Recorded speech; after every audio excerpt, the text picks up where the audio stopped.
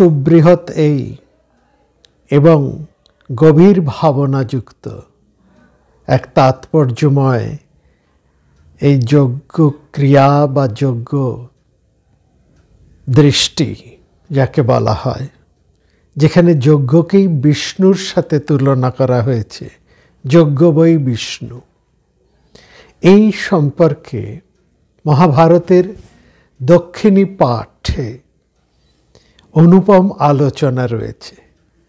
মহামতি অনন্তলাল ঠাকুর মহাশয় আমাদের সেই দক্ষিণী পাঠ থেকে, যেখানে মহর্ষি অথর্ববাণের সাথে মহর্ষি পরাশরের এই বিষয় নিয়ে দীর্ঘ আলোচনা রয়েছে, সেটি আমাদের কাছে তুলে ধরেছিলেন। সেইখান থেকেই আমরা বেশ কয়েকটি পর্বে আপনাদের কাছে তৎকালীন যজ্ঞ ভাবনা এবং যজ্ঞ দৃষ্টি এবং সেই ভাবনা ও দৃষ্টির কেমন একটা পরিবর্তন কালে কালে, অর্থাৎ যুগের পরিবর্তনের সাথে ঘটে চলেছে। বৈদিক সময় থেকে সেই ভাবনা পরবর্তী সময়ে তার কি পরিবর্তন ঘটল, কিভাবে সেটি পরিবর্তিত হয়ে উঠল, তার একটা পরিচয় আপনাদের কাছে তুলে ধরছি। আপনারা জানেন, এই বেদ, মন্ত্র এবং ব্রাহ্মণ এই দুটি সমন্বয়ে গঠিত। মন্ত্র এবং ব্রাহ্মণ এই দুই নিয়েই সমগ্র বেদ অংশ। তার মধ্যে আমাদের আলোচ্য বিষয় ব্রাহ্মণ। আমরা এই ব্রাহ্মণের সম্পূর্ণ অংশের মধ্যে শত ইচ্ছে থাকলেও প্রবেশ করতে পারছি না। তার কারণ, একবার যদি আমরা সেখানে প্রবেশ করি তাহলে মহাভারতের শান্তি পর্ব কিংবা অনুশাসন পর্ব, সেখানে সেই আলোচনা আর আমরা শেষ করতে পারবো না। সেটি এত দীর্ঘ, গভীর, অর্থযুক্ত। আসল কথা হচ্ছে, এই ব্রাহ্মণ অংশ যেটা আমরা বারবার বলে আসছি, ব্রাহ্মণ অংশের গুরুত্ব, তার ব্যাখ্যাকর্তা এবং এই ব্রাহ্মণ অংশের যে একটা চমৎকারী ভাব, একটা অন্তর তাৎপর্য, সেটা লুপ্ত হয়ে যাচ্ছে। এবং ব্যাখ্যাকর্তারা সহজভাবে যারা এই ব্রাহ্মণ অংশের যোগ্য ভাবনার অন্তর তাৎপর্যকে চমৎকারভাবে তুলে ধরতে পারতেন, সেই সব বড় বড় হংসরা, পরমহংসরাও, ওই ঠাকুরমশাই একটু ঠাট্টা করে বলতেন, তারা সব হাসপাতালে চলে গিয়েছেন। এবং তার ফলে এই সামগ্রিক একটা অর্থপূর্ণ, গভীর, তাৎপর্যবোধক এই যজ্ঞ ভাবনা কেবলমাত্র কিছু ক্রিয়ার মধ্যে সেটা অবশিষ্ট হয়ে রইল। দুঃখের বিষয় এটা, আমরা সায়নাচার্যকে পেলাম, যিনি যজ্ঞ ক্রিয়ার মধ্যে বেশি গুরুত্ব দিয়েছেন, অথচ যজ্ঞ ভাবনার যে তাৎপর্য, সেটা নিয়ে তিনি অতটা ভাবিত হননি। হয়তো বা এটা হতেও পারে সেই সময় ব্রাহ্মণ্য অংশগুলোর গুরুত্ব ছিল এবং ব্রাহ্মণ্য অংশকে ব্যাখ্যা করার মানুষেরাও ছিলেন, যাতে ক্রিয়াটা সঠিকভাবে হন, সেটাই চেয়েছিলেন সায়নাচার্য। সেই জন্য সেই দিকেই তার যথাযথ মনোনিবেশ ছিল। তবে আমাদের সৌভাগ্য, অন্তত এই সময়ও আমরা দুজন তেমন বিরাট মানুষকে পেয়েছি, যারা এই যজ্ঞ ভাবনার অন্তর তাৎপর্যকে ধরে রাখতে ব্যাখ্যা করেছেন তাদের রচনায়। একজন ঋষি অরবিন্দ, অপরজন শ্রীমৎ অনির্বাণ। এদের বাদ দিলে তেমনভাবে যোগ্য ভাবনা নিয়ে আর বড় কোনো কাজ সেভাবে হয়ে ওঠেনি। অর্থাৎ যোগ্য ভাবনার অন্তর তাৎপর্যকে ধরতে পারেন তেমন আর কিছু নেই। তবুও অন্তত ঠাকুরমশাইয়ের কাছে আমরা খানিকটা যতটুকু শুনেছি তার অতি নগণ্য অংশ, অতি ভগ্নাংশ মাত্র আপনাদের কাছে এই কয়েকটি পর্বে আমরা তুলে ধরার একটা প্রয়াস। আজকে তার আমরা 1000 সম্ভবত 51তম পর্ব থেকে আরম্ভ করেছি, আজকে তার 1056তম পর্ব। দেখুন, যজ্ঞের অনুষ্ঠান যে সবসময় অগ্নি প্রজ্বলিত করেই করতে হবে তা তো নয়। আমাদের জীবনে প্রত্যেকটা কর্মই হচ্ছে একটা যজ্ঞ, তা সে যত তুচ্ছই হোক না কেন। সমস্ত কর্মই আমাদের করতে হবে যোগ্য ভাবনায় উদ্বুদ্ধ হয়ে। এবং এখানে এই যোগ্য ভাবনা, এটাকে যদি আমরা এক কথায় বলতে চাই, সেটি হচ্ছে ত্যাগ ভাবনা, ত্যাগের আদর্শে অনুপ্রাণিত হয়ে। অর্থাৎ সমস্ত কর্মই আমাদের করতে হবে ত্যাগের ভাবনায় অনুপ্রাণিত হয়, যেটি আমাদের এই গীতার মধ্যে বলা হয়েছে। সমস্ত কর্মের অধিকার এবং সেই কর্ম কিভাবে সম্পাদন করতে হবে সেখানে গিয়ে বলছে কর্মে অধিকার এবং কর্মফলে কোনো অধিকার নেই, এবং সমস্ত কর্মটাই আমাদের করতে হবে একটা নিষ্কাম ভাবনা। এই নিষ্কাম ভাবনাটাই হচ্ছে যোগ্য ভাবনার অন্তর তাৎপর্য, অর্থাৎ ত্যাগের আদর্শে অনুপ্রাণিত হওয়া, যা বৈদিক সময়ের যোগ্য ভাবনার অন্তঃস্থলে ছিল, সেটি পরবর্তী সময়ে গীতার মধ্যে সেই নিষ্কাম কর্মব্রতের মধ্যেই ফুটে উঠেছে। এই দুইয়ের মধ্যে কিন্তু কোনো বিরোধ নেই। কিন্তু মানুষ যজ্ঞের আগুনে তো নিজেকে নিঃশেষে সমর্পণ করতে পারে না, এটা হয় না। এটা কিন্তু বলছে না যে আগুনে নিজেকে আহুতি দাও, তা নয়।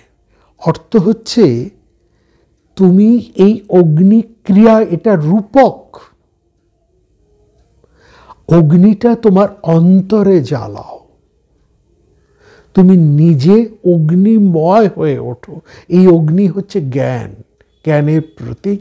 যে অগ্নি তোমার অন্তরের সমস্ত অন্ধকারকে, সমস্ত অজ্ঞানকে, সমস্ত মালিন্যকে দগ্ধ করবে, যাকে মনোনাশ এই কথাটিও বলা হয় বৈদান্তিক ভাষায়, যাকে আমরা বলি মনোনাশ, চিত্তবৃত্তি নাশ।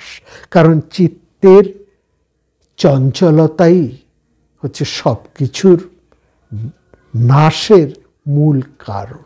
এটাও তো সত্য, তাই না? সুতরাং যাজ্ঞিক ভাবনায় দেখুন, যজমান যজ্ঞের আগুনে, অগ্নিতে যা আহুতি দেন, সেটা তিনি নিজের প্রতিনিধি হিসেবেই দেন। যজ্ঞে তিনি ঘি আহুতি দিচ্ছেন। এই ঘি বা ঘৃত হচ্ছে তার প্রাণের তেজ, প্রাণশক্তি হচ্ছে ঘৃত। ঘৃত হচ্ছে সেই প্রাণশক্তিরই প্রতীক।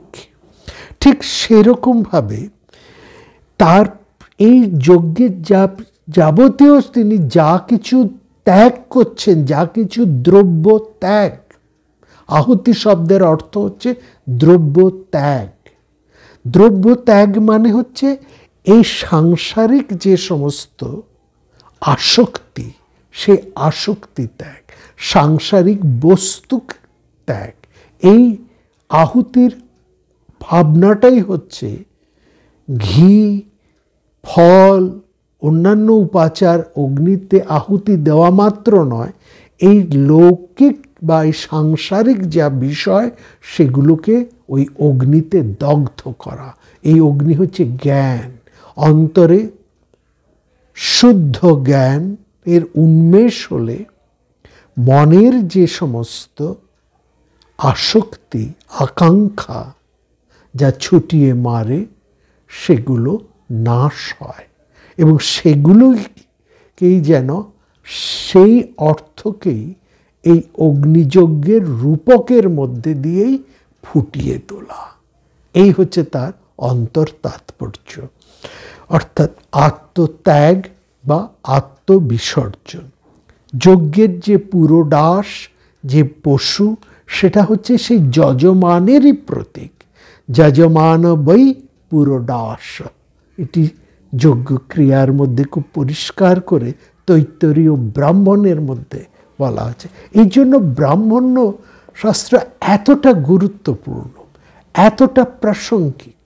এইখানে ব্রাহ্মণকে যদি আমরা না বুঝি তাহলে কিন্তু বেদ আমরা বুঝব না। বেদ কতগুলো মন্ত্র মাত্র নয়, সেই মন্ত্র এবং সেই মন্ত্রের বিনিয়োগ, শুধু ফর্মুলা নয়, ফর্মুলার অ্যাপ্লিকেশন, থিওরি, ফর্মুলার অ্যাপ্লিকেশন, এই অ্যাপ্লিকেশনটাই হচ্ছে ব্রাহ্মণ। শুধু বিজ্ঞান তো কেবলমাত্র ফর্মুলা থিওরি নয়, বিজ্ঞানের মধ্যে তো অ্যাপ্লিকেশনও আছে। এই অ্যাপ্লিকেশনটাই হচ্ছে ব্রাহ্মণ, এতটাই তার গুরুত্ব। বলছে যজমানে বৈ পুরোডাস, তৈত্তরীয় ব্রাহ্মণে বলছে। আবার ওই তৈত্তরীয় ব্রাহ্মণ একই সঙ্গে বলছে যজমান পশু, যে পশুকে তুমি আহুতি দিচ্ছ সেটা তুমি নিজেকেই আহুতি দিচ্ছ, নিজেরই আত্মবিসর্জন, নিজেরই আত্মত্যাগ। এই যে প্রতিনিধি, তার বৈদিক সংজ্ঞা হচ্ছে নিষ্ক্রিয়। মানুষের জীবনের সমস্ত কর্ম, সেটা যত তুচ্ছই হোক না কেন, সবটাই হচ্ছে যজ্ঞ ভাবনা, সবটাই ত্যাগ ভাবনার মধ্যেই নির্দিষ্ট। আমরা প্রতিদিন যে আহার করছি সেটাও একটা যজ্ঞ। এই যজ্ঞে আহুতি দেওয়া হয় জঠরাগ্নি এবং দেবতা প্রজাপতি বা প্রাণের দেবতার উদ্দেশ্যে। এই দেবতা যজমানের অন্তরে, অর্থাৎ আমাদের অন্তরে অধিষ্ঠিত তিনি। এই যে আহার গ্রহণ, সেটা এক ধরনের অগ্নিহোত্র, নাম তাই তার প্রাণাগ্নিহোত্র। প্রতিদিন আমরা এই প্রাণাগ্নিহোত্র, হোত্র শব্দের অর্থ যজ্ঞ, তাই করে চলেছি। আমাদের সেই জন্য বলা হচ্ছে এই সমগ্র জীবনটাই হচ্ছে একটা যজ্ঞ কর্ম। বাল্য, যৌবন, আমাদের এই বার্ধক্য, যেন এই সোম জাগেরই 3 শবন। আর মৃত্যু, সেটা হচ্ছে সেই যজ্ঞের অবভৃত ইষ্টি বা যজ্ঞান্ত স্নান।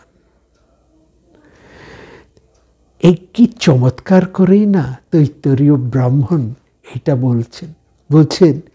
তোমাদের এই বাল্যকাল, এই যৌবন, এই বার্ধক্য, এটাই হচ্ছে এই যে সোমযাগ করছো তোমরা, বাহ্যিক যে সোমযাগ, বিখ্যাত সোমযাগ, তার 3টি শবন, 3 ধরনের আহুতি।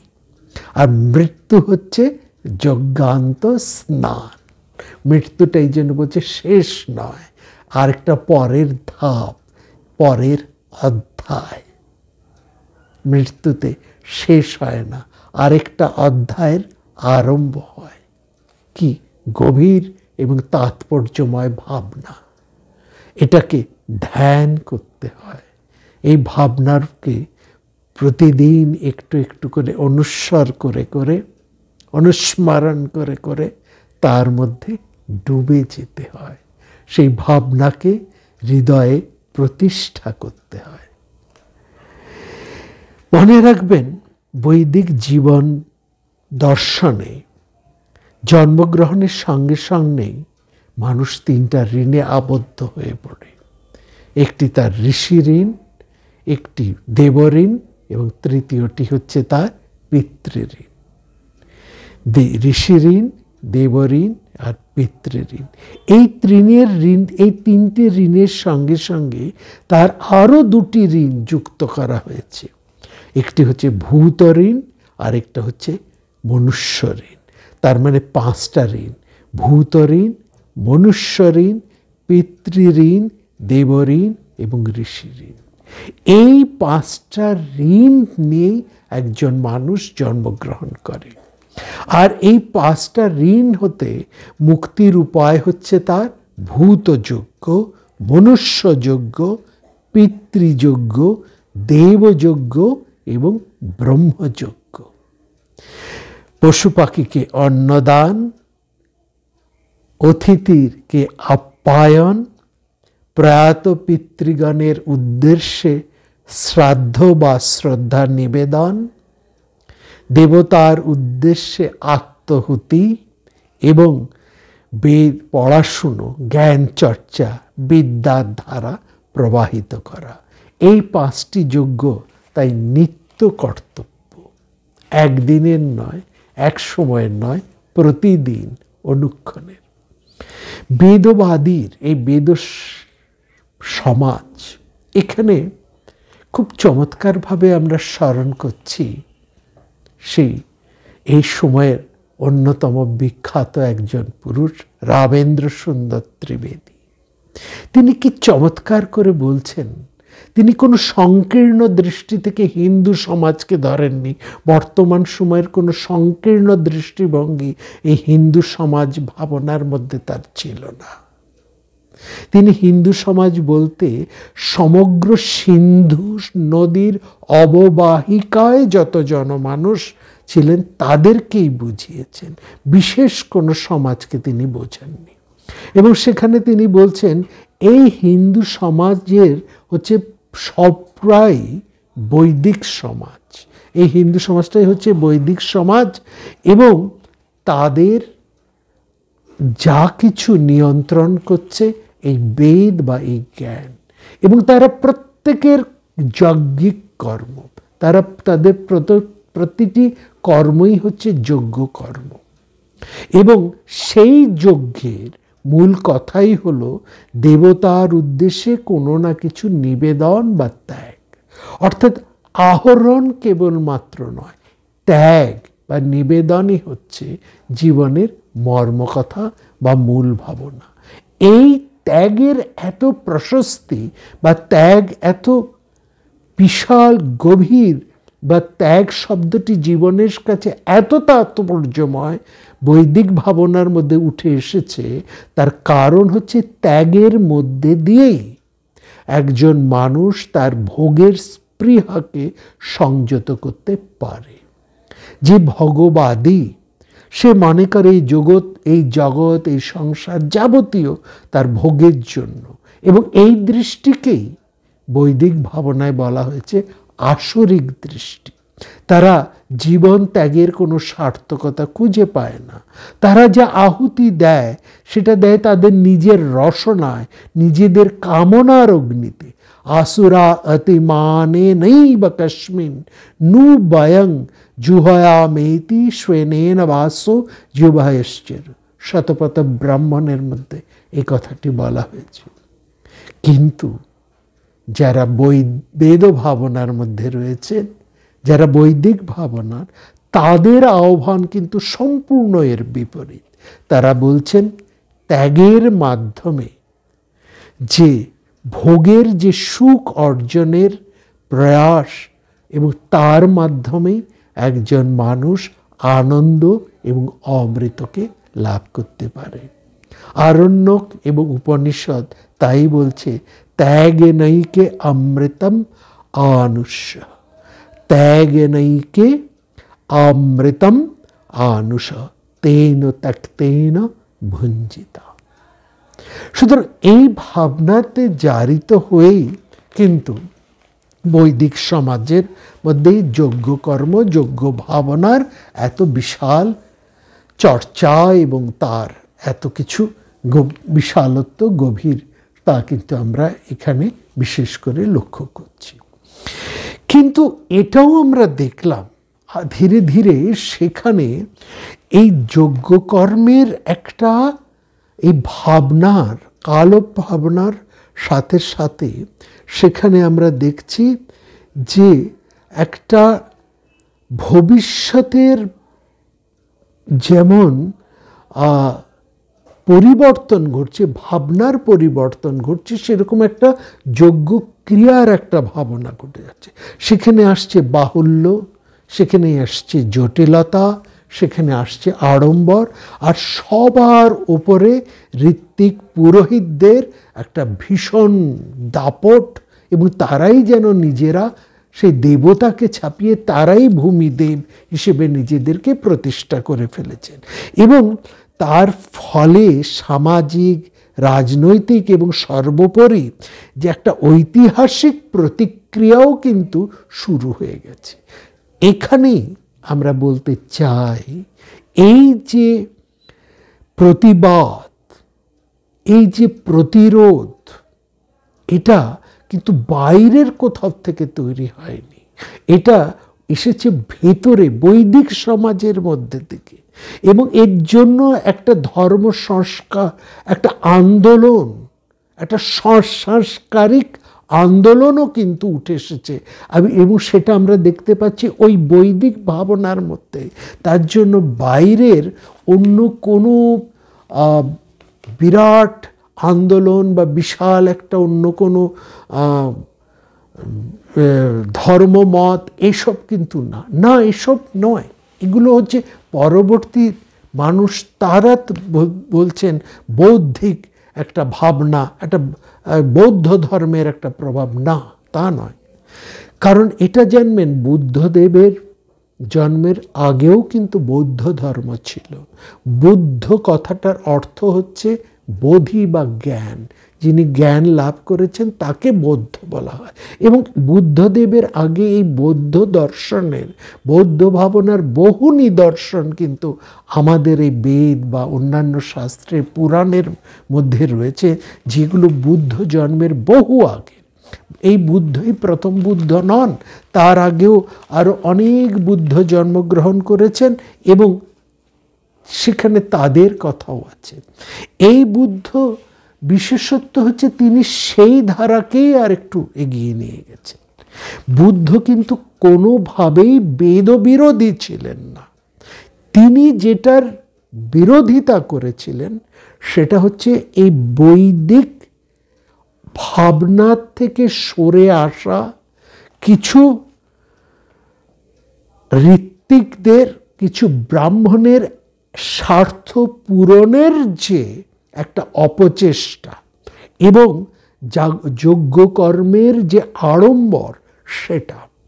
এই যে দুর্গাপূজার যে অন্তর তাৎপর্য, সেখান থেকে সরে এসে আমরা ইদানিং সময়ে বহু ক্ষেত্রে যে আড়ম্বর সর্বস্বতা দেখতে পারি, বহু মানুষ কিন্তু তারা এর প্রতিবাদ করেন, এটা পছন্দ করেন না। হয়তো শাসকের ভয়ে বা অন্য কোনো শক্তিমান শক্তির বিরুদ্ধে তারা হয়তো তেমনভাবে প্রবল বিদ্রোহ করে উঠতে পারেন না। কে বলতে পারে, ভবিষ্যতে হয়তো এরকমই উঠবে, যখন এই যে পূজার অন্তর তাৎপর্যকে বাদ দিয়ে যেখানে আড়ম্বরটাই প্রধান হয়ে ওঠে, সেটা ক্রমে ক্রমে এই প্রতিবাদ, এই প্রতিরোধ, এইসবের চাপে সরে যেতে যাবে না, আবার নতুন করে সেই ভাবনার উদয় হবে না। ঠিক সেখানে আমরা এটা বলবো যে বুদ্ধ বেদ বিরোধী ছিলেন না, তিনি ছিলেন এই অপচেষ্টা বা এই আড়ম্বর বিরোধী। সেটা, এবং এই বিরোধিতা কোনোভাবেই কিন্তু বাইরের কিছু নয়, কেবলমাত্র এই বৌদ্ধ আন্দোলনের ফলে হয়েছে এটা নয়। এর প্রতিবাদ আমরা কিন্তু বেদের মধ্যেই আমরা দেখছি। এবং সেখানেই আমরা দেখছি এই যে সংস্কার আন্দোলন, সেখানে আমরা এই বৈদিক দৃষ্টান্ত দিয়ে বলতে পারি, এটা সেই যজ্ঞ আড়ম্বর সর্বস্ব যাগযজ্ঞ বিধির সেই ক্লান্তি, যেখানে ঋষি বলছেন কোন দেবতার উদ্দেশ্যে আর আমরা কত ঘি ঢালব, কস্मै দেবায় হবিষা বিধেম। সুতরাং এই যে বিবর্তন একটা ঘটছে, এই যে একটা সংস্কার ঘটছে, এবং সেখানে যে ঋষি সমাজের মধ্যে, সেই বৈদিক সমাজের মধ্যেই একটা চরমতম প্রতিবাদ উঠে আসছে, একটা উদ্ঘোষণ হচ্ছে যে এতকালে যাগ যজ্ঞ, এই যে ঋষি দেবতায় সকল প্রকার চাওয়া পাওয়া, এই সমস্ত কামনার অবসান ঘটিয়ে আমরা কখন সেই মহতের কাছে ফিরে যাব, যিনি সর্বত্র ব্যাপ্ত হয়ে আছেন, যিনি অগ্নিতে, যিনি জলেতে, যিনি তৃণেতে, তরুময় স্থলেতে। এই ভাবনাতে উঠে এসছে। অতএব এই যোগ্য ভাবিত বৈদিকদের বিরুদ্ধে যে আন্দোলন যা ঋষিরা করেছেন, এবং সেখানে যে দার্শনিক প্রতিবাদ সেটা ঘটছে বেদের অন্তঃপ্রক্রিয়ার মধ্যে দিয়ে। এবং এটা হচ্ছে কোনো প্রতিবাদ নয়, এটা হচ্ছে যজ্ঞক্রিয়ার একটা সংস্কার। ফলে যে শব্দটা আমরা পাচ্ছি কাশ্মী, এটা একটা সূক্ষ্ম দার্শনিকতার মধ্যে দিয়ে একটা অন্বেষণ ঘটিয়ে চলছে। বলছেন সেই দেবতাকেই এই যজ্ঞ ক্লান্ত, এই আড়ম্বর সর্বস্বতা থেকে বেরিয়ে এসে সেকালের সমস্ত বিদ্বান ঋষিরা, জ্ঞানবানেরা, সেই প্রজ্ঞাবানেরা, তারা অনুসন্ধান করছেন সেই দেবতার, যিনি এই পৃথিবী, অন্তরিক্ষ, নদী পর্বত সর্বত্র ময় হয়ে আছেন, সব কিছুকে ধারণ করে আছেন। তিনি ছাড়া আর কার উদ্দেশ্যে আমরা ঘৃতাহুতি দেব? সৃষ্টির আরম্ভে যিনি সমুদ্র জলের গর্ভে জীবনের বীজকে আহিত করেছেন, সমস্ত দেবতার সমন্বিত রূপ, সমাহিত রূপ যিনি, সেই এককে বাদ দিয়ে আর কোন দেবতার উদ্দেশ্যে আমরা ঘৃতাহুতি দেব? ততো দেবানাং সমবর্ততাসু এককস্मै দেবায় হবিষা বিধেম। এই ভাবনা থেকেই কিন্তু আমরা সেই ব্রাহ্মণ্য, সেই যজ্ঞিক ধারণার, সেই ব্রাহ্মণের মধ্যে, বেদের সেই ব্রাহ্মণের মধ্যে যজ্ঞ ভাবনার যে মূল তাৎপর্য, তার মধ্যেই যেন আমরা ফিরে যাচ্ছি। এবং সেখানেই মধ্যে আমরা চমৎকার করে পাচ্ছি সেই যজ্ঞ বিধির কথা। এই বিধি বা বিধান, এই যে বিধি শব্দটা, যেটা আমরা এখনকার দিনে বিধি হিসেবে খুব পাই, বিধি বা বিধান, এই শব্দটি মনে রাখবেন, এটি কিন্তু ব্রাহ্মণ মধ্যেই রয়েছে। এই ব্রাহ্মণ অংশের নানা দৃষ্টি, এই যে কোনকে বিচার করে এই বিধিগুলোর নানা নাম সেখানে রয়েছে, এবং এক একটি ভাবনা থেকে এই বিধিগুলোর সৃষ্টি হয়েছে। সেখানে আমরা পাচ্ছি উৎপত্তি বিধি বা অপূর্ব বিধি। উৎপত্তি মানে যার থেকে তৈরি হচ্ছে, অপূর্ব মানে যা আগে ছিল না, সেই অর্থে বলা হচ্ছে অপূর্ব বিধি বা উৎপত্ত বিধি। যেমন একটা উদাহরণ দিই, বুঝতে পারবেন। বেদের ব্রাহ্মণ অংশের মধ্যে খুব পরিষ্কার করে বলা আছে, অগ্নিহোত্রং জুহায়ত সর্গ কাম। কি বলছে? তোমরা অগ্নিহোত্র করো, মানে অগ্নি প্রজ্বলিত করো, অগ্নিতে আহুতি দাও। জুহায়ত, এই অগ্নিকর্ম, অগ্নির রূপ এই যজ্ঞ কর্ম করো। কিসের জন্য? সর্গ কাম। সাধারণ অর্থ যদি আমরা এর করি, তাহলে সাধারণ লোকে কি বুঝবে? না, আগুন জ্বালাও, যজ্ঞ করো, তাহলে তোমরা স্বর্গ লাভ করবে। কিন্তু না, ব্রাহ্মণ কিন্তু এটা বলছে না। এই অর্থ শব্দের তাৎপর্য সেটা কিন্তু সম্পূর্ণ আলাদা, সেটা অত্যন্ত গভীর এবং মর্মবগাহী। বলছে অগ্নি, এই অগ্নি শব্দের অর্থ হচ্ছে জ্ঞান। অগ্নি প্রজ্বলন করো। কোথায় অগ্নিকে প্রজ্বলন করবে? হৃদয়ে। এই অগ্নিহোত্র বাইরের আগুন জ্বালা মাত্র নয়, বাইরেরটা হচ্ছে রূপক, তার তাৎপর্য হচ্ছে অন্তঃস্থলে, নিজের হৃদয়ে তুমি অগ্নি প্রজ্বলন, অর্থাৎ তুমি অজ্ঞান থেকে জ্ঞানবান হও, জ্ঞানের সাধনা করো। জুহায়ত, এই জুহায়ত মানে তুমি প্রতিদিন করো, এই কর্তব্য কর্ম তুমি করো, কারণ এটা নিত্য কর্ম। অগ্নিধ্যান সেই বৈদিক সমাজের নিত্য কর্ম, প্রতিদিন করতে হবে। অগ্নি প্রজ্বলন করা, অগ্নি ধারণ করা, অগ্নি রক্ষা করা, এটা হচ্ছে প্রতিটি ব্রাহ্মণ, বৈদিক সমাজের প্রতিটি গৃহস্থের নিত্য কর্তব্য। এর অর্থ এই নয় যে তখন দেশলাই ছিল না বলে আগুন একটা পাতিলের মধ্যে জ্বালিয়ে রাখো, না, এটা নয়। এটা হচ্ছে তার অপব্যাখ্যা বা স্থূল ব্যাখ্যা। এর অর্থ হচ্ছে প্রতিদিন তোমার অন্তরের অগ্নিকে, অগ্নিশিখাকে জ্বালিয়ে রাখো, অর্থাৎ জ্ঞান চর্চা, তোমার সাধনা, তোমার তপস্যা জারি রাখো, কখনো তার থেকে সরে এসো না, সেই আগুন নিভতে দিও না। তাহলে কি হবে? কেন করব? প্রশ্ন তো তাই। সঙ্গে সঙ্গে আমরা সেই প্রশ্ন আসে, কোনো কিছু বিধি, কোনো কিছু কাজ করতে বললেই মানুষ স্বাভাবিকভাবে এই প্রশ্ন করে, কেন করব? এই কেন করব? স্বর্গ কাম। এই স্বর্গ শব্দের অর্থ কি? ভোগ, সুখ, এসব পাওয়ার জন্য। এটা তো লৌকিক দৃষ্টান্ত। যে মানুষ এর যেমন দৃষ্টি সে তেমনই তার ব্যাখ্যা করে, তার যেমন ভাবনা সেই অনুসারে সে কাজ করে। সেই খুব চমৎকারভাবে আমাদের বৃহদারণ্যক উপনিষদে বলছে, তোমার যেমন ভাবনা, তোমার যেমন সংকল্প, তেমনি তোমার কাজ। তুমি ঠিক যেমন তোমার ভাবনা তেমনি তোমার সংকল্প, যেমন তোমার সংকল্প তেমনি তোমার উদ্যোগ, আর যেমন তোমার উদ্যোগ তেমনি তোমার কর্ম, আর যেমন তোমার কর্ম তেমনি তোমার ফল।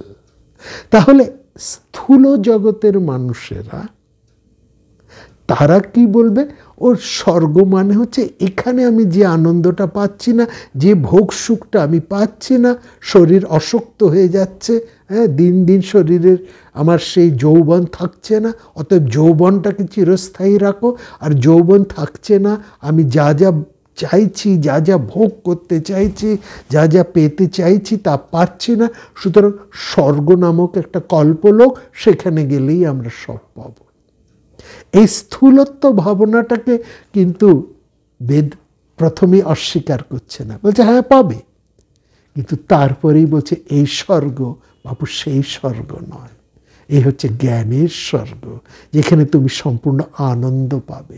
এই স্থূল জগতের যা আনন্দ তার পরিণামে তোমাকে দুঃখ দেবে, কিন্তু ওই জ্ঞান সাধনা করে, জ্ঞান অগ্নি, এই জ্ঞানকে অগ্নি তোমার সমস্ত এই কামনা বাসনাকে দহন করে তার বিনিময়ে তোমাকে যে আনন্দটা দেবে, যে সুখ দেবে, তা চিরস্থায়ী। স্বর্গ অর্থের সেই সুখ, সেই চিরস্থায়ী সুখ, সেই মোক্ষের কথাই কিন্তু এখানে বোঝানো হচ্ছে। এই ব্যাখ্যাটাই করছে কিন্তু ব্রাহ্মণ অংশটি। এই ব্যাখ্যা করার মানুষেরা কিন্তু হারিয়ে যাচ্ছেন, তার ফলে যোগ্য ক্রিয়াটা স্থূল ক্রিয়া মাত্রেই পর্যবসিত হয়েছে। এটি একটি উদাহরণ।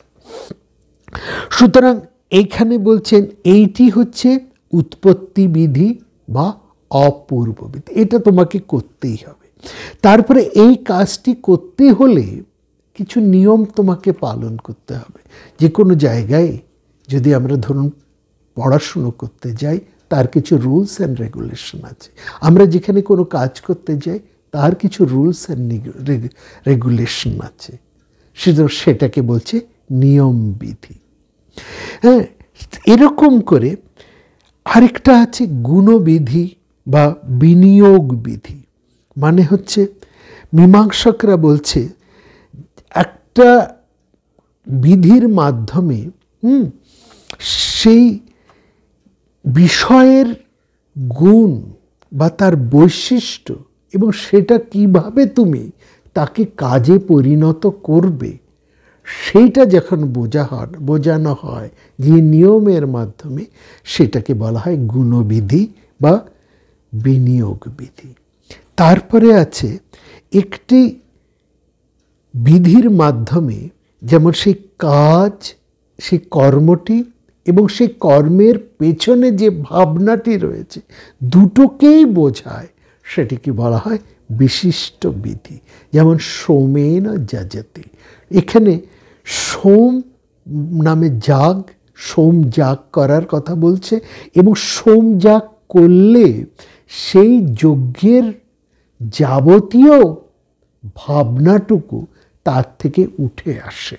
যেমন যদি মনে করা হয়, কাউকে বলা হয়, ডাক্তার যেমন ডাক্তারবাবু, একজন চিকিৎসক, তিনি যেমন প্রেসক্রিপশন করছেন, এটা হচ্ছে একটা যে প্রেসক্রিপশন মানে কি, তোমাকে একটা নির্দেশ দেওয়া হচ্ছে, একটা বিধি। তাহলে এই ওষুধগুলো খেতে বলছে, সেখানে যেমন ওষুধগুলো কোন কোন ওষুধ খেতে হবে, কখন খেতে হবে, কতটুকু করে খেতে হবে এবং কিভাবে খেতে হবে, সেই বিধিটা যেমন লেখা আছে। প্রেসক্রিপশন কি শুধু সেটা বোঝায়? তা তো নয়।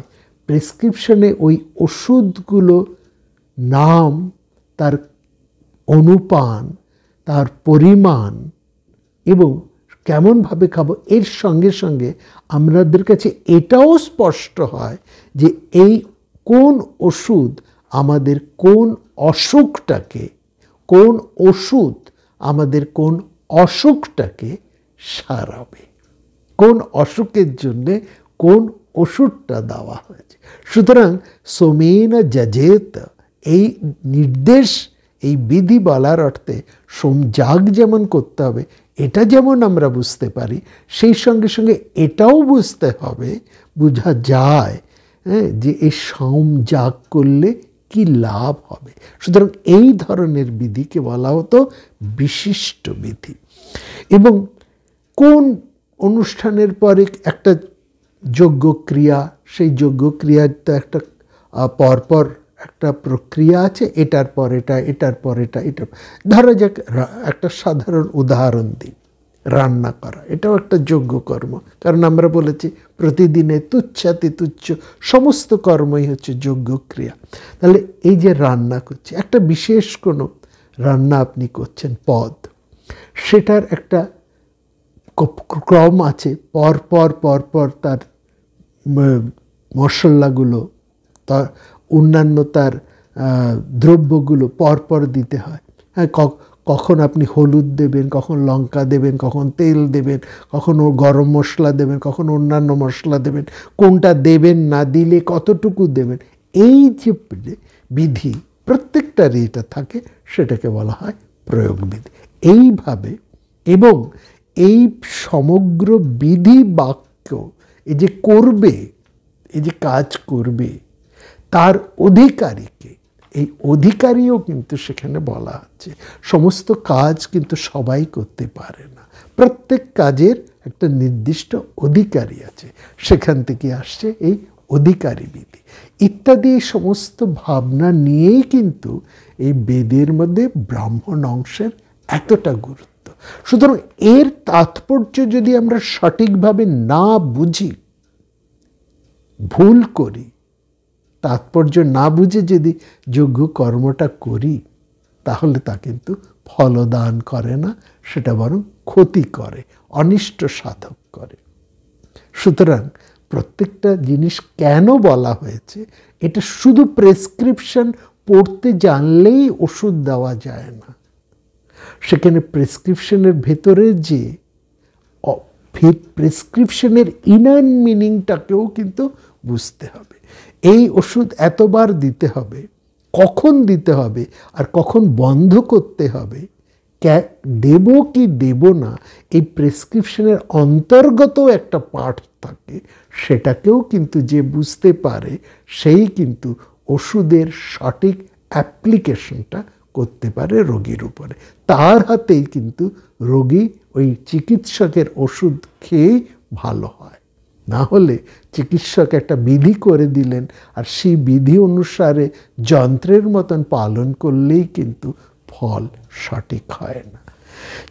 এই জায়গার থেকেই আমরা দেখছি যে সেখানেই একটা সাংঘাতিক প্রশ্ন পরবর্তী সময় কিন্তু উঠে এসছে, যখন এই ব্রাহ্মণ্য অংশটা প্রায় নষ্ট হতে বসেছে এবং ওই যেটা আমরা গত পর্বে দেখেছি, ঋত্বিকেরা প্রবল হয়ে উঠেছে। ঋত্বিক এবং অর্থাৎ এই ব্রাহ্মণ এবং ক্ষত্রিয়, যাদের একটা সংজোট, একটা কথা এত চমৎকারভাবে বেদের মধ্যে বলা হয়েছে, সেখানে কিসের অর্থ না ব্রাহ্মণরা নিঃস্বার্থভাবে ক্ষত্রিয়দেরকে গাইড করবে, মন্ত্রণা দেবে, আর ক্ষত্রিয়রা ব্রাহ্মণদের নির্দেশ অনুসারে তারা রাষ্ট্রের পরিচালনা করবে। এই দুয়ের সম্মিলিত উদ্যোগের মধ্যে দিয়েই একটা সুষ্ঠু সুন্দর রাষ্ট্র ভাবনা গড়ে ওঠে। উভয়ের এবং প্রত্যেকের একটা মঙ্গল, প্রত্যেকের মঙ্গল ভাবনা। এতে কেবলমাত্র ব্রাহ্মণ, কেবলমাত্র ক্ষত্রিয়ের নয়, এখানে সমগ্র রাষ্ট্র এবং সমগ্র রাষ্ট্রবাসীর হিত ভাবনার কথাই কিন্তু চিন্তা করা হয়েছে। সেখান থেকে যখন সরে আসছে, স্বার্থ প্রধান হয়ে আসছে, অর্থাৎ ব্রাহ্মণরা তাদের স্বার্থ পূরণের জন্য যজ্ঞবিধিকে জটিল থেকে জটিলতর করে ফেলছেন, এমন একটা দাঁড় করালো যে একে দিয়ে না করালে এই কাজটা সুন্দর হবে না, এরকম একটা ভাবনা দাঁড়িয়ে গেল। এবং ক্ষত্রিয়রাও যেখানে নিজেদের ক্ষমতা প্রদর্শনের জন্যই ওই যজ্ঞকে অবলম্বন করলো, ওই যজ্ঞক্রিয়া করবার একটা চেষ্টা হলো, অর্থাৎ দুয়েরই স্বার্থ যেখানে প্রধান হয়ে দাঁড়ালো, সেখানেই কিন্তু মানুষ বিরক্ত হয়ে পড়ল, ক্লান্ত হয়ে পড়ল। সেখানেই তারা একটা প্রশ্ন জিজ্ঞেস করছে, একটা প্রশ্ন উঠে এলো, ইয়ো দেবানাং নামদা একৈব তাং সং প্রশ্নং ভুবনা ইয়ান্তি অন্না। এই যে একটা ভীষণ প্রশ্ন, সাংঘাতিক কথা উঠে উঠল, সংপ্রশ্ন তং সংপ্রশ্নং ভুবনা ইয়ান্তি অন্যা।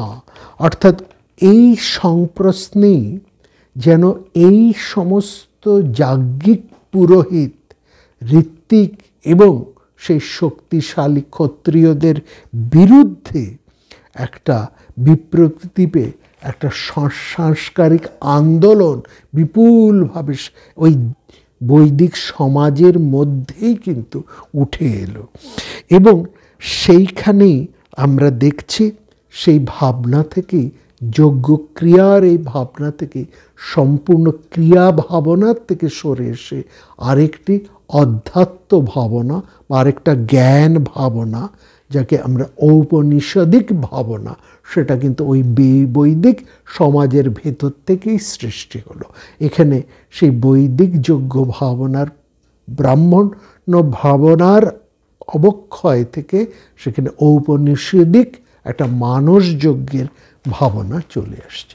এটা যে বৈদিক সমাজের মধ্যেই উঠে এসছে তার চমৎকার নিদর্শন আমরা বেদের মধ্যেই পাচ্ছি।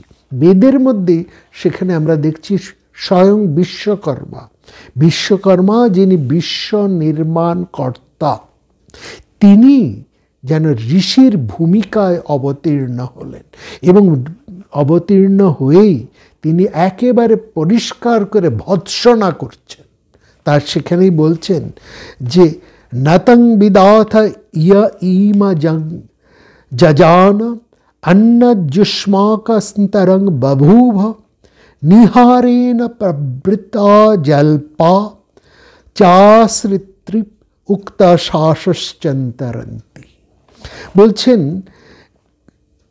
নিহারেণ প্রবৃত্ত জল্পা, বলছে নিহার মানে ঘন কুয়াশা, নিহার মানে কুয়াশা, ঘন কুয়াশায় আচ্ছন্ন হয়ে আছে তোমাদের দৃষ্টি।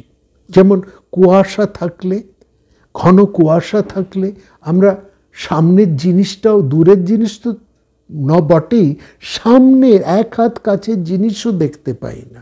ঠিক সেরকম বলছে, যখন আমাদের স্বার্থ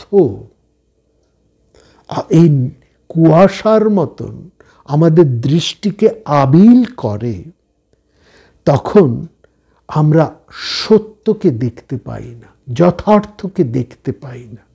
বলছেন ঘন কুয়াশায়, এই মোহের ঘন কুয়াশায় দৃষ্টি আবিল হয়ে আছে বলেই স্বয়ং বিশ্বকর্মা বলছেন, যিনি এই বিশ্বকে নির্মাণ করেছেন, নতং বিদার্থ ইয়া ইমা যজান আন্না যুস্মাকানন্ত বুভৌব, যিনি এই বিশ্বকে নির্মাণ করেছেন, জলের গর্ভে যিনি এই সংসারের বীজ বপন করেছেন, প্রথিত করেছেন, তাকে তোমরা চিনতেই পারছো না, তাকে তোমরা বুঝতেই পারছো না। বুঝতেও পারো না যে তোমাদের অন্তঃকরণের মধ্যে যিনি অধিষ্ঠিত আছেন তাকে তোমরা চিনতেই পারছো না। আর চিনবার শক্তি তোমাদের নেই বলে, সেই জ্ঞান তোমাদের নেই বলে, সেই জ্ঞানটা আলোটা তোমাদের নিভে গিয়েছে বলে, বা এই অজ্ঞানের মোহে ধূসর হয়ে গিয়েছে বলে তোমরা নানা রকম জল্পনা করে যাচ্ছ। আসল কথা তো এই, ঘন কুয়াশার মধ্যে আমরা যখন কিছু দেখতে পাই না, তখন আমরা নানা রকমের জল্পনা করি, তাই না? যে এটাও হতে পারে, ওটাও হতে পারে, এইটা না ওটা। সত্যকে যখন আমরা চিনি না, সত্য যখন কুয়াশার দ্বারা আবৃত থাকে, তখনই তো আমাদের মধ্যে একটা সংশয়, একটা জল্পনা সৃষ্টি হয়। সেই জন্য বলছেন, এই ঘন কুয়াশায় আচ্ছন্ন হয়ে আছোই বলে তোমরা নানান কিছু জল্পনা করে যাচ্ছ। এই জল্পনাটাই হচ্ছে বৈদিক যাজ্ঞিক একটা স্থূল ক্রিয়া মাত্র করে যাচ্ছ। সেই যোগ্য ভাবনা থেকে সরে এসে তোমরা ক্রিয়া সর্বস্ব হয়ে গেছ নিজেদের স্বার্থ পরিপূরণের জন্য। এবং বলছে তার ফলে কি দাঁড়িয়েছে, তোমাদের এই সমস্ত কার্যকলাপ, এই যোগ্য কর্ম বলে তোমরা যাবতীয় যা করছো, সেটা কেবলমাত্র নিজেদের উদর পরিপূর্তিরই একটা ঘৃণ্য অপচেষ্টা।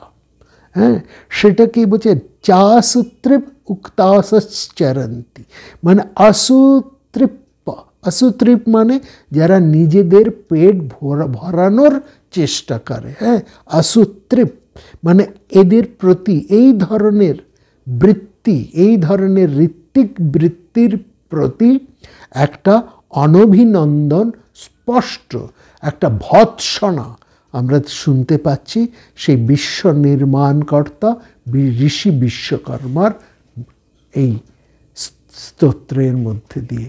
তিনি এই ভৎসনা করছেন তার কথার মধ্যে দিয়ে।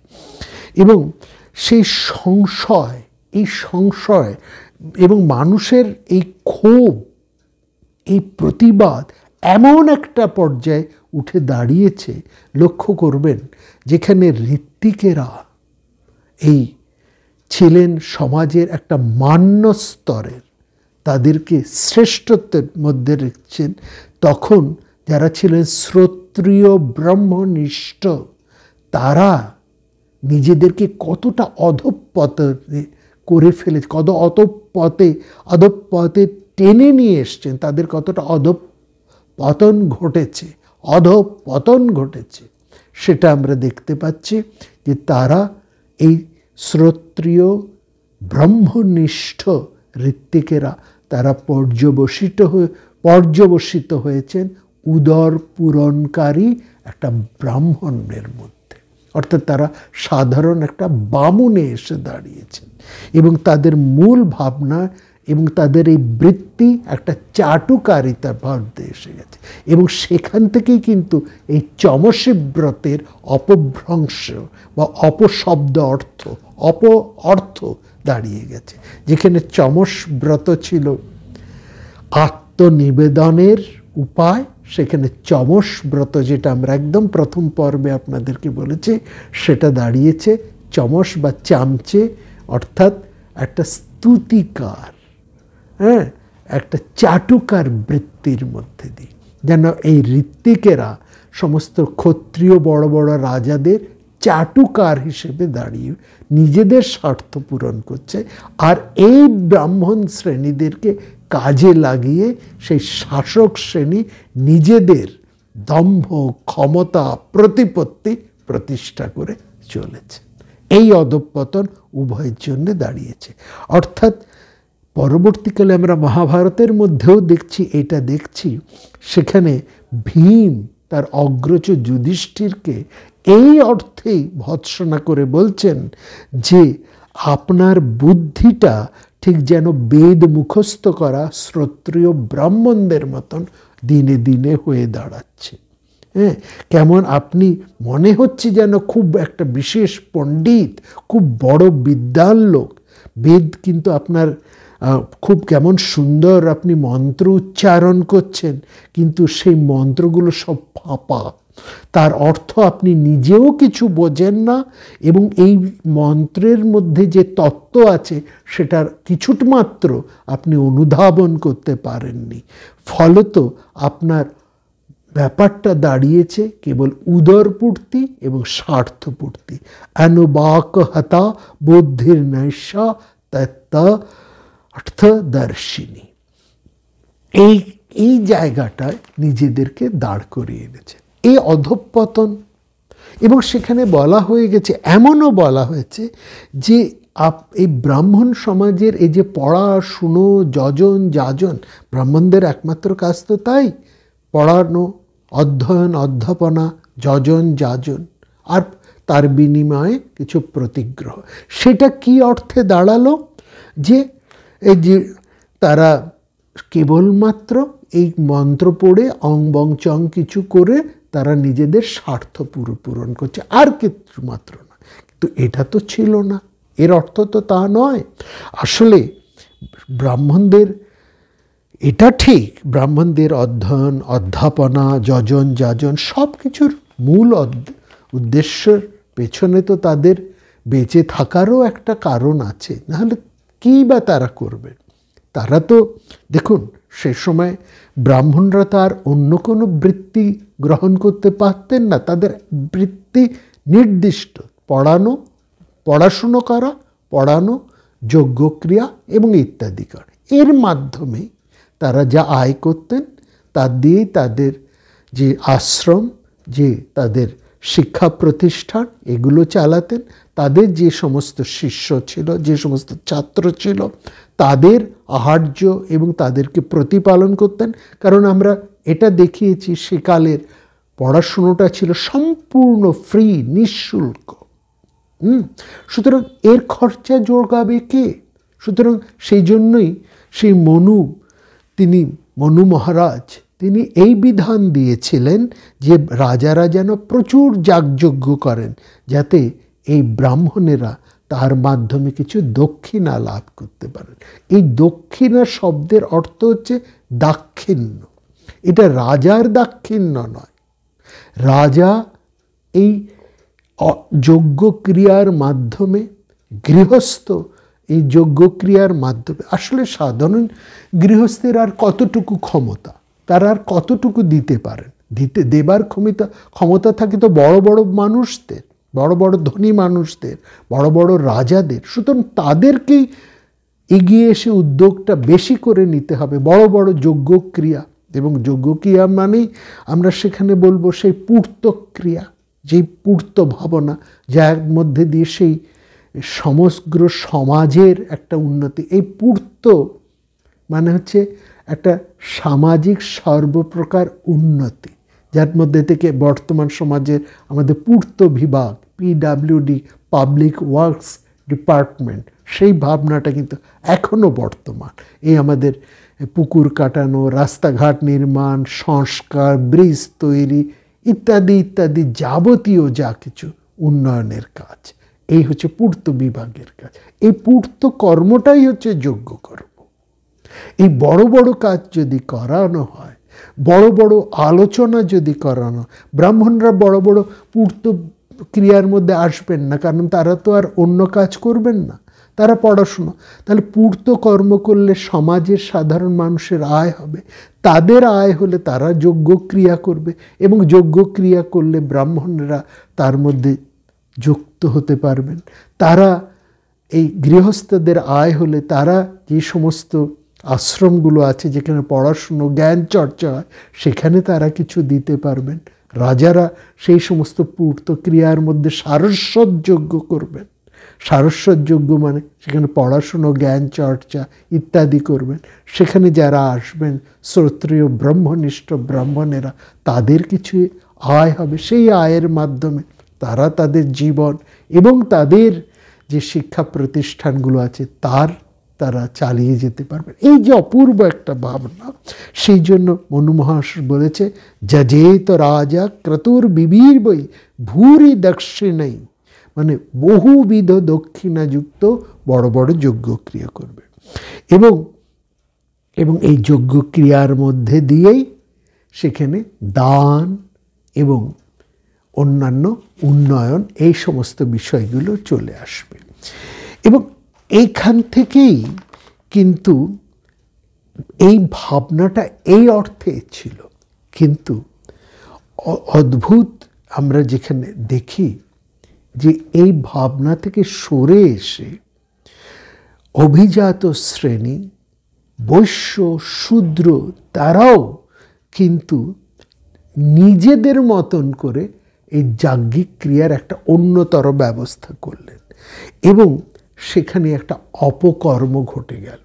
সেখানে এই সমগ্র যজ্ঞ ভাবনার যে একটা গভীর তাৎপর্য ছিল সেটা নষ্ট হতে দিল, এবং এই নষ্ট হবার কারণ হিসেবে সবাই দায়ী করলো কিন্তু ওই ব্রাহ্মণদের, ওই ঋত্বিকদের, যারা অর্থের লোভে, স্বার্থের লোভে এই ধরনের কাজ করতে রাজি হয়েছিলেন বা এই ধরনের কাজে ব্রতী হয়েছিলেন। ফলত দোষটা তাদের উপরেই এসে পড়ল, এবং সেখান থেকেই শুরু হলো চমস বৃত্তি। এইখানেই আমরা দেখছি যে এই যে বৃত্তি ভাবনা, এইটাই যে যোগ্য ভাবনা, এই দুটোই নষ্ট হয়ে যাচ্ছে। নষ্ট হয়ে যাওয়ার ফলে এটা একটা প্রতিবাদ চলে এলো নানা ভাবনার মধ্যে থেকে। এই ভাবনাটার মধ্যে একটা প্রশ্ন সেখানে রয়েছে যে এই যজ্ঞ কর্মের এই ভাবনাটাকে, এটাকে কে ধরে রাখবে? সেখানেই কিন্তু একটা বিরাট সংস্কার, নানা রকমের সংঘাত তৈরি হয়েছে, এবং এই সংঘাতগুলো বারবার কিন্তু প্রাচীন সময়ে আমরা ঘটতে দেখেছি। এই সংঘাত কিন্তু ঘটেছে ব্রাহ্মণ এবং ক্ষত্রিয়ের মধ্যেও। এই সংঘাত ঘটেছে ব্রাহ্মণদের নিজেদের মধ্যে, এই সংঘাত ঘটেছে ক্ষত্রিয়ের সব গোষ্ঠীর মধ্যে, এবং তার ফলে আমরা যেমন পরশুরামকে পাই, পরশুরামের ক্ষত্রিয় নিধনযজ্ঞ পাই, সেখানেও আমরা কিন্তু এই ক্ষত্রিয়রা যখন প্রবল অত্যাচারী হয়ে উঠল পরবর্তী সময়ে, সেখানে আমরা কিন্তু আবার কুরুক্ষেত্রের মতন এই ভয়ঙ্কর যুদ্ধের ঘটনা পাচ্ছি, যেখানে ক্ষত্রিয়রা পরস্পরের সাথে যুদ্ধ করে একেবারেই শেষ হয়ে গেল। তার কারণ কিন্তু ওই মূল ভাবনা থেকে সরে এলো যখন ক্ষত্রিয়রা, ব্রাহ্মণেরা, এবং সেখানে যখন স্বার্থপরতা চলে এলো। এই ভাবনার মধ্যে আরেকটা প্রতিবাদের কথা আমরা শুনি পশু যাগ নিয়ে, এবং সেটা নিয়েও কিন্তু একটা আমাদের বর্তমান সময়েও বা ওই পরবর্তী একটা সময়, বৈদিক সমাজের পরবর্তী সময়েও একটা অন্যতর ভাবনা সৃষ্টি হয়েছিল, এবং পশু যাগ, পশু বলি বা এই যজ্ঞে পশু বধ, যার মধ্যে অশ্বমেধ ইত্যাদি কথাগুলো আছে, এটা নিয়ে একটা বিরুদ্ধ মত যেন সৃষ্টি হয়েছিল। সেখানে আমরা বলবো এই যে রাজসূয়, বাজপেয়, অশ্বমেধ, এগুলোর অধিকার হচ্ছে কেবলমাত্র ক্ষত্রিয়, এবং এই প্রত্যেকটা যজ্ঞের মধ্যেই একটা পশু মেধের একটা কিন্তু বিষয় আছে। মুশকিলটা হলো কোথায়? বুদ্ধ ভাবনার মধ্যে এই পশু বলির একটা বিরুদ্ধ ভাবনা চলে এলো। এই ভাবনাটার আসল কারণ হলো এই পশু মেদ যজ্ঞের যে অন্তর ভাবনা, সেটা থেকে যখন সমাজ সরে এলো, সেই প্রকৃত অর্থটা যখন নস্যাৎ হয়ে কেবলমাত্র উদর পূরণের জন্যই পশু মেদ আরম্ভ হলো, বা তার একটা অন্যতর বিকৃত ভাবনা এই যজ্ঞ ভাবনার মধ্যে প্রতিষ্ঠিত হলো, তখনই কিন্তু এই পশু মেদ বা এই পশু যাগ ইত্যাদি নিয়ে একটা বিপরীত বা ভুল ধারণা এসে দাঁড়ালো। আসল কথা ঠিক ওইখানেও এই পশু যাগের অন্তর তাৎপর্য কি, সেটাই মানুষ ভুলে গেল। যেমন আমরা ঠাট্টা করে এখন বলা হয় কালী পুজোর পাঠা বলি কেবলমাত্র উদরপূর্তির স্বাদ, অর্থাৎ কর্তা ততদিনই পাঠা বলি দেন যতদিন কর্তার দাঁতগুলো সবল থাকে, অর্থাৎ তিনি যতদিন মাংস খাবার ক্ষমতা থাকে ততদিন তিনি পাঠা বলি দিচ্ছেন। আসল কথা তো তা নয়, বলি শব্দের অর্থও তা নয়। আর কালী পুজোয় পাঠা বলি দেবার যে প্রথা, সেটাও কিন্তু এটা নয়, এইটা তাৎপর্যই নেই। কিন্তু সেই তাৎপর্য থেকে চলে এসে পাঠা বলিটাই যখন প্রধান হলো এবং এই পাঠার মাংস খাওয়াটাই যখন মূল হয়ে দাঁড়ালো, তখন কিন্তু এই পশু যাগ, পশু বলি একটা ঘৃণ্য ক্রিয়ায় পর্যবসিত হলো। আগামী পর্বে এবং এই যজ্ঞ ভাবনার প্রায় শেষ পর্বে আমরা এই পশু যাগের অন্তর তাৎপর্য নিয়ে আপনাদের কাছে উপস্থিত হব। সবাই খুব ভালো থাকবেন। দেখা হবে আগামী পর্বে।